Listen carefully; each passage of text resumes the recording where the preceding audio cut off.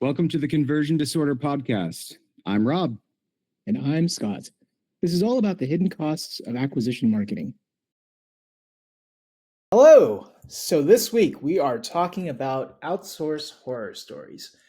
And the reason we chose this topic is because with all of the vibe coding capability that the different AI systems afford, anybody with a modicum of ability to code, there is just a lot more sketchy developer resources out there, whether you're looking at a bulletin board thing like Upwork, or you're hearing from a friend of a friend their cousin can do all this stuff so fast, and etc.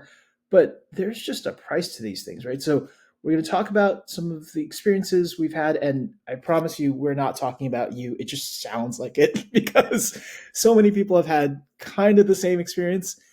And then we're going to talk about some solutions actually that have worked for us, for folks that we've worked for. But let's just get right into it. So Rob, kick it off, man. What is the burning There's for you? there's so many things about outsourcers and so many ways to go about it, and people you work with in general. So let's start with my personal favorite, which is I'll try to go on a more meta level on the first one, which is why have I had X working with us, and after Y amount of time, I see there is no Z because it's zero. And they're like, I don't understand. We've had him 6 months. We have this, and I don't understand any of this.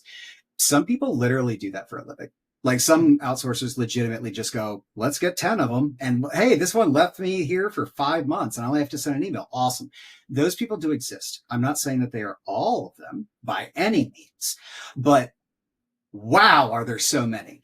And it just keeps getting worse every time that I end up talking to people about it. So there's a lot of people, as an example, where I've talked to them and they're not so technical, but they end up wanting to do like a SaaS product, or like, it's the age of AI, right? An app or like a new site or whatever it is. So they hire a developer and they pay the developer well. Like, I'm not talking like they're skimping on it or they're not doing what, like, Yeah. I'm talking good salary. Right, respectful money, right? Yeah, like good, like a good competent person would be like, you know what, this is a good day's work. Like, this is a good job. And then after 9 months, you're like, why does it do two things that I could build in WordPress in 5 minutes? Yeah. And you're like, oh my God. So there's that. There's also the other side too, which is that's a programmatic or more development side. Let's go after like just use, like, let's say personal assistance, right? Like, and this could be anything as like here's something, help me and I need it back. So like, first of all, a lot of the personal assistants I've hired in the past that are full-time were not full-time. They had like 5 different clients. And they lied to everyone and told them all that they were their full-time client. I've also had outsourcers that legitimately I will hire them for, back in the days of my SEO and stuff, like writing content and like, hey, here's a week, just get it done by Friday, we're good. And then I find out that they actually outsourced it to one of my other content writers that I also hired directly. And that's why he couldn't do it that week. He was busy. So it's like, at a certain point, you just realize that you want to work with people you trust. And you know that when you work with people you trust and you know that they are, and by the way, that doesn't mean they can't be outsourcers. That doesn't mean they can't be overseas or in another company or whatever it is, but Absolutely. You need to be able to have that trust. And that's where a lot of these now, they bank on the fact that you know them as my assistant, our developer, our tech guy. And then they go, they're not going to remember anything. They're not going to remember this. And it ends up biting so many people in the butt as it keeps going. Obviously, I have a lot more examples than that, but like, that's a good one to kind of start it off because those are the two probably I hear the most, other than like, I don't understand why all my clients left me and all of a sudden our competitor has them all. And you find out that it's like your assistant sold your client list to the other person. Like there's a lot of stuff, and obviously I'm going to edge cases and I'm going to like the extreme, but these are ones that have either happened to me or I've seen happen firsthand. It's not like I'm making them up. Yeah. So, I mean, I think a huge sign of that is the bait and switch relationship, meaning I've had, brilliant interview with awesome programmer showing me working code, showing me very clean code in the repository, which is a thing you should look at, right? It's commented well, it's pristine, it's very efficient, right? So I think, great, we're going to get a great deal. We're going to work with this person who's going to, take our dollar and stretch it further, right? And then suddenly he needs an assistant because the work is ramping up. Okay, yeah, we'll do that. And suddenly the assistant is the only person we ever talk to. Now we just got downgraded, right? But they're Yep. still at a little lower rate though, so maybe it'll be okay. And the good person is involved, and then you know that bait and switch tactic is super common, right? So Oh, the first interview alone is not what you're looking for. You're looking for results, right? Is I think the lesson there. yeah. The other thing I will say is, you made a point about trust, and Hmm. trust I will say is dangerous because I have seen a lot of folks um, that I've worked with in the past hire somebody because somebody that they know had this person build their website, and that Yep. worked great. And so we're going to bring them in to build our product. Product is different than website. Here's the thing that's Yes. basically a flat brochure. Here's the thing that needs to scale to 1,000 customers operating on it simultaneously every hour. Very different requirements. But they got this technical thing done for my friend, and my friend trusts them, and I trust my friend, and therefore I trust them. And now I ask them for something different, right? So recognizing that the task has to match the resource and the person is a really Yep. important thing, because otherwise you end up down the road, way down the road, unfortunately, and you have a thing that looks good because they knew how to build the brochure, right? They do have skills, they do have some talents, but it's not the right Yep. skill. And as you're trying to roll this out and you have your first 100 clients on there, wow, it's really slow, man. This thing doesn't seem very good, right? This bites people whether they are on the investor side or whether they are actually on the product building side. Again, especially these days where there are a lot of uh, AI coding tools that allow you to vibe code and build a prototype really easily. There's just more and more people offering this kind of stuff, and they will turn it around real quick.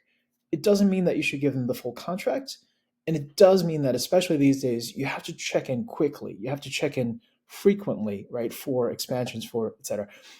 Um, I was also chatting with somebody else who had some communication issues, and communication is a broad thing, right? So I'll share one. My original team that I worked with on one of my first startups was out of Pakistan, and they were just awesome. I love that team. They were responsive. They were very good. They were willing to work American hours so that we were able to troubleshoot stuff as we had issues. They didn't bait and switch us. They didn't do all those kinds of things. That was one of my best outsourced experiences ever, right? And but then at a later company, when they wanted to outsource, I was a fan because of that good first experience. And we had to hire a team from a different country, a different region, and their Yeah. culture was just much more aggressive. So when we had requests, when we had a female, one of my co-founders, a female resource who acted as a product manager, talk to them about this stuff, she gets steamrolled every single time, to the point where she started passing stuff to me, and I was trying to handle other tasks, and Yep. so we needed to do that just to be effective, right? So recognize that culture has a big effect on these things. um, I'm not saying that folks are dishonest, but I'm saying there's a different standard of how to approach things, how to communicate. Some people are just very aggressive and blunt. It doesn't mean they hate you. They're not necessarily just rude, but it is perhaps normal for how they communicate. And Yep. until you work with each other enough where you're making them able to work with Americans or making them work with members of the opposite gender or etc., that maybe is a necessary thing. Time zones are another huge problem. Not everybody's willing to work on shifted time zones, right? Unfortunately, Yep. which means maybe your deployments are always going to be late because I can only talk to you at the end of your day or the beginning of your day. And Yep. during my day, what if I have a problem, right? Where we have a fire drill or a customer really needs a change or we need a change because there's a big campaign going on. That can be a real issue. So consider that Oh yeah. before you bring on resources. If your team primarily is going to be in a shifted time zone, make sure you have some resources in your time zone to handle those things. Ideally, folks who are very senior and able to handle those kinds of issues. Those are some of the things around communication, but there's lots, right? There's more. Oh Um, yeah. Yeah, I mean, honestly, even the culture, like mm, that's the amount of people that go, well, as long as they speak English, we can train. I'm like, it's not about training. Like it's not about that at all. It's about understanding why people there do things that they do. Right. right, Like it's about what do they get out of life? What is their like? What is their goal? Is this just a job? Is this something they want to grow into? Is this, I don't give a crap, dude. It's after my job and I just need extra money. Like, what is it? Right. But like the point that you touched on specifically about the bluntness, mhm, wow, does that happen a lot.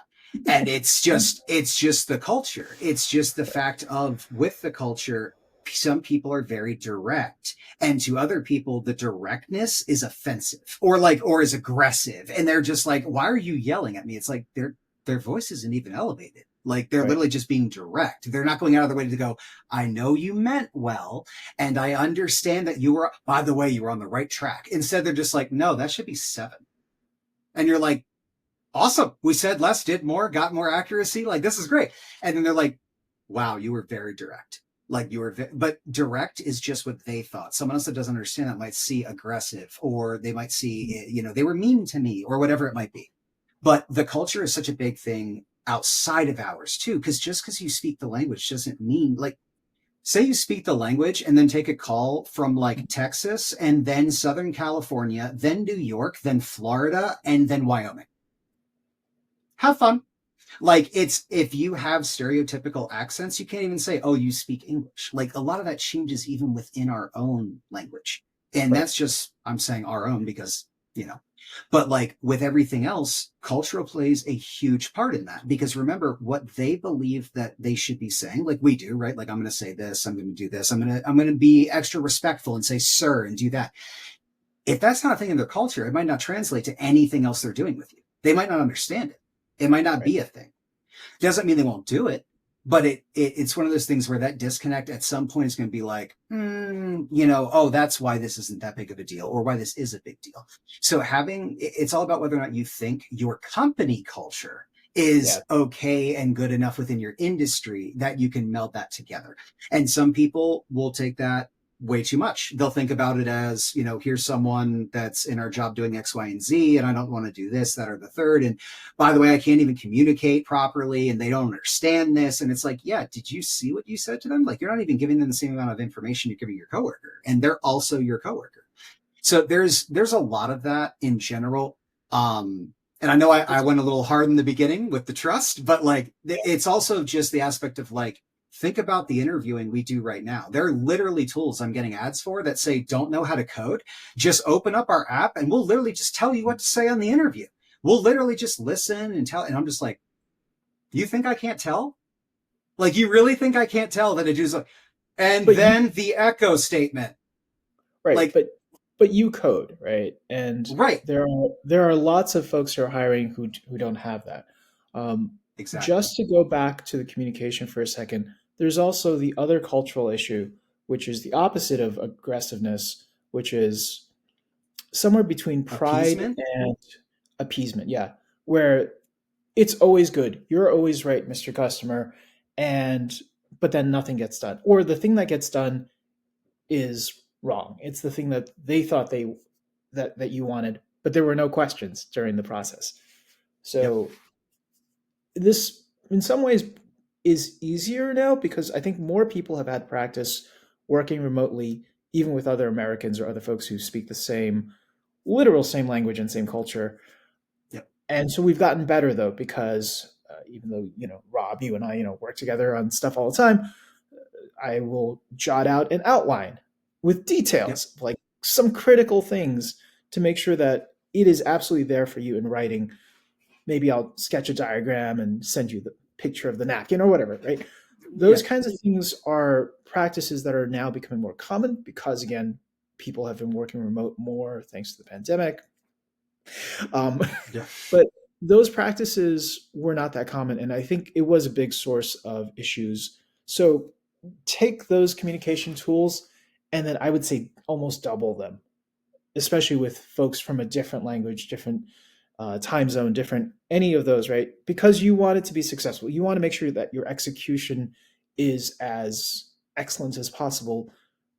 So it's on you as the person writing the checks to make sure that you or some member of your team or somebody who really gets it is both available for questions, but also available to document the heck out of in whatever form they need to be the most productive, Yep. because you are now the pit crew for their F1 car, right? Think of it that way and adopt that mentality. That can help offset some of, and this could be true of the bluntness culture as well, right? This is true in all cases. If it's written down, if you had agreement, if they didn't have questions, see how that goes. That can help Yep. a lot.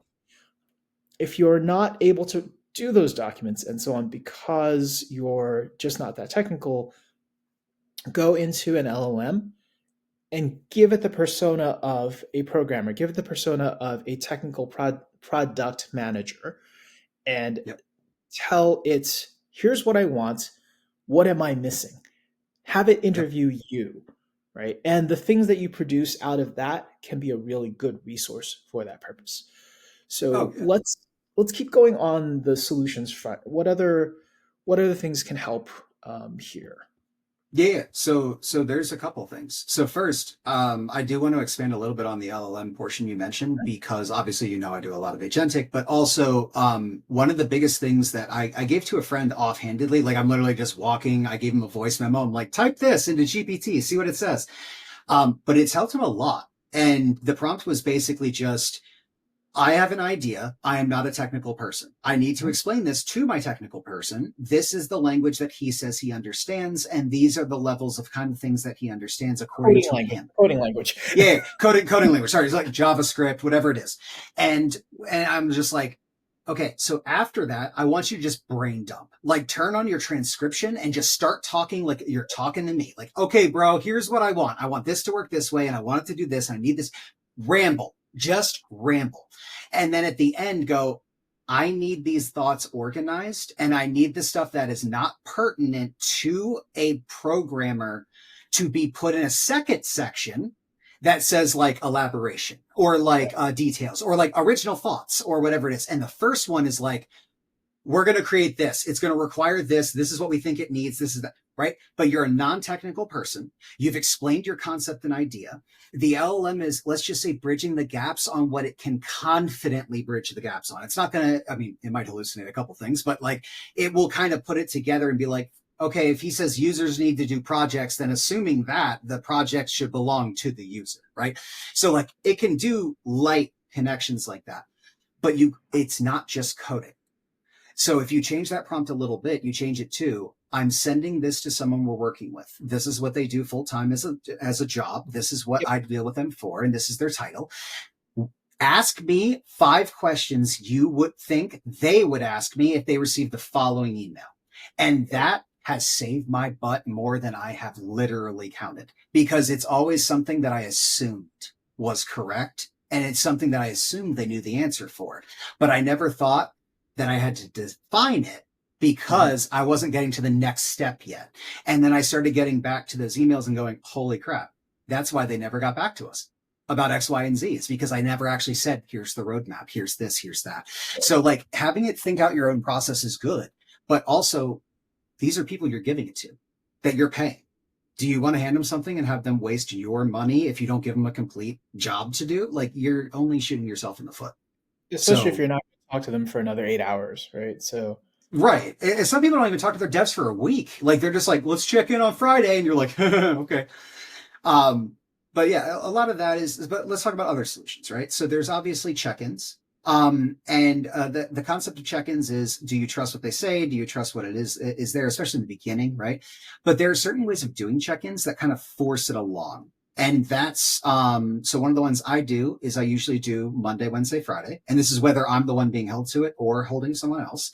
And I always say, listen, just, we'll just check in, see how it is and all that. So here's my thought. Monday, we go over what's going to be done for the week. Wednesday, you let me know if we're looking like we're going to miss Friday. And Friday, you let me know what was done, what we somehow missed, and why. And then we'll rebalance on Monday. Just by saying that to people, I have had probably double the productivity and the results from people by Wednesday instead of the other people by the following Monday. Because if they think there's time, they'll take time. Like, look, humans are procrastinators, like in general. So they're going to know the deadline is there. But touch points require something being shown without being micromanaging. And that's Right. kind of the sweet spot, is how much hands-on do you go without going too much? And now, for our less technical friends, it's really important to make sure that the things that they're showing is not, okay, I'd like the whole app done by Friday, please. You can't just give them the whole thing. Ask them to break it out into tasks. Ask them to break it out into tasks that they think can be done by Wednesday, right? And pace it accordingly. But you should set where the total target is, right? I'd like to see my app in 3 months, something relatively reasonable, and see how that goes. But yes, otherwise, totally agree with the pacing there. And last but not least is the whole beginning of the process, which is the hiring, which is a make or break part of this entire thing, because you could waste 6 months figuring out that they actually don't build the thing that you want. So Yep. one thing people don't realize is that there are plenty of people who have the talent out there who work for a different organization, where if you reach out to them politely and explain your situation, offer some money as a consultant, basically, they can come and hire for you or participate in the interview process. And so given this idea, look at the menu of all the people on LinkedIn and look for people who are actually doing the thing that you want. I want somebody who is an app developer who does apps that are large scale and work for huge numbers of people, who are doing something in email because I do email, who are look for the Yep. thing, especially where you lack the expertise, look for the thing that is ultimately what your product or your internal tool, what it needs to do in terms of the scale of the thing, in terms of who it serves, right? In Yep. terms of whether it's maybe has to be very design friendly so that non-technical people could use it, or maybe it has to be very efficient because so many people are going to use it. Think about those details and then go look for somebody with that expertise and just ask, offer them money, be nice about it.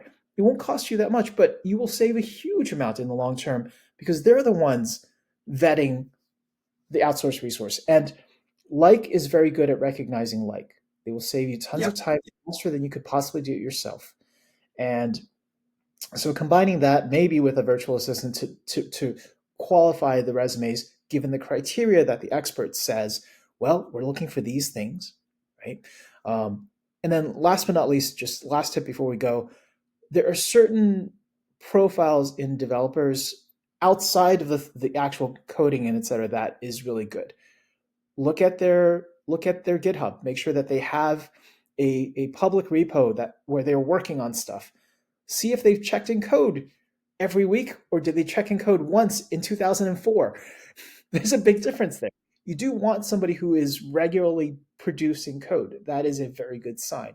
The other thing is outside of coding and so on, look at their hobbies, look at their personal life. And I'm not asking you to get intrusive, I was about but to say. but for example, I've had really good experiences with hiring folks with military backgrounds because they've been forced into being fucking disciplined, right? Yep. Folks who have other hobbies that are very disciplined, like athletes, and look for things like that that show that obsession, that ability to focus, that ability to get stuff done. Because in the end, the only thing you should pay for is execution. And Yep. you are setting yourself up for success if you look at other signs that these folks do understand execution. Right? Okay. So Yep. You're not wrong. And I'll give a 30-second, then we can wrap. Every time, well, I'm not going to say every time. That's a generalization. The vast majority of the times that I have been asked to do interviews for other companies to help them hire a tech lead or even not even tech related, all they really want is this. It sounds good, but is it true? Like that's really what it is. It's like the resume looks good, but I'm not good at reading resumes. Does this make any sense? And I'm like, you mean, does the coder that you want to hire as a CTO that listed Excel and Word as separate proficiencies on his resume good? No. Like no. But in terms of, does he need to waste an interview and a second interview and a third interview because he doesn't know to look for that? No. But like, I didn't even charge him for that. I'm like, dude, I could, like, I'm saying this in passing, like, go save yourself the money. But the aspect of these is that also a lot of people in these positions understand that there are other people in those positions that make us look bad. And those are the people that make it so we don't make as much money, either per hour, per lead, whatever it's going to be, because they have to count for that guy that did fraud, or this guy that didn't know what he was doing, or that guy screwed this up and the budget's gone. So at the end of the day, I love getting paid to make sure that the good people remain. And I love getting paid to save someone from 1 year later going, I really wish I made that phone call. That would have saved us so much. Yeah. So with that, ask your friends. Yeah. Quick last thought. The other way to involve an outside expert is if any part of your project involves working with another company, another system. So for example, many people have an integration with Everflow because there's something there that's necessary to make your stuff better, for example, right? Ask the folks on the other side how they liked working with your developer. Get that in as a sort of a milestone check, right? Somewhere later down your relationship. It is really important to see what competent people think of your developer, and you can rest a lot easier if you get good feedback. Okay, so in the meantime, 100%. Let's do some WTF AI this week. What's on the menu, Rob? All right, let's take a look. So we've got, no, that's not good enough. We've got that. All right, OpenAI and porn. We're going with this one. OpenAI announced that they will be, I don't know if they said they are or they are strongly considering adult content for what they considered verified users. And I believe they said December, they were thinking about trialing, testing, whatever. They have not specified anything as to what adult means. I'm assuming they mean text chats with like less restrictions on certain things. But generates images. They also have Sora, right? They have a lot of other parts of the generative field, and they're expanding fast. Yeah. So I'm not necessarily worried about Pornhub, but I think this is interesting because in a way, porn has always been kind of the canary in the coal mine for technology on the internet, meaning that porn was one of the first places to create some kind of DRM, some methods to serve video quickly, to store large amounts of. There's a lot of technology that's developed in service of porn that then becomes a thing elsewhere. This is weird here to see OpenAI go in the other direction, where they are an advanced technology that's developed. Now they're moving into porn. The only reason you move into porn is for revenue. And I imagine their investors are a little nervous about where things are. It makes sense in some ways, and porn is very sticky. So does that mean that OpenAI is trying to become the web and kind of offset the web because they just want to move everything into ChatGPT? So I think, so first of all, and again, because I know people are going to watch this and ask, to be clear, they have not said the P word yet for porn. Right. They are much, very favorably focusing on the word adult. But in terms, erotica, I believe was, but then you still don't know, like, is it written? Is it not? Like, that's going to be the breakdown. But here's the scary part, at least in my mind, is if you look at that, and then you look at like the ACP connection for the e-commerce side, you also look at, I believe I saw it last night. I haven't even sent it to you yet. I believe they're either trying to test or testing direct messages so that I can message you within GPT. So if they're going that way, I think you actually had an understatement, which is they're trying to be the web. Right. Because if this is what do you need? Doesn't freaking matter what the next word is, open the app. Right. That's basically what I think it's becoming. And you can see that because it has all the hallmarks, right? Payment system, communication and social network aspect of research and disseminating information down. Now they're going into the e-commerce and actual aspect of that goes into the payment processing, but that like there's only a couple pillars left. And Except, unlike the internet and HTTP protocol and all the other protocols on the web, they cost what 100, 1,000 times more for every single action. So, yep, whatever. yeah, But they've got funding for now. So, all right, let's wrap up this week and shoot us your thoughts, shoot us your theories, shoot us your hate mail. It's all good. We will see you next week. Thanks, yeah. everybody. Shoot us all the thoughts, all of it, even the porn ones.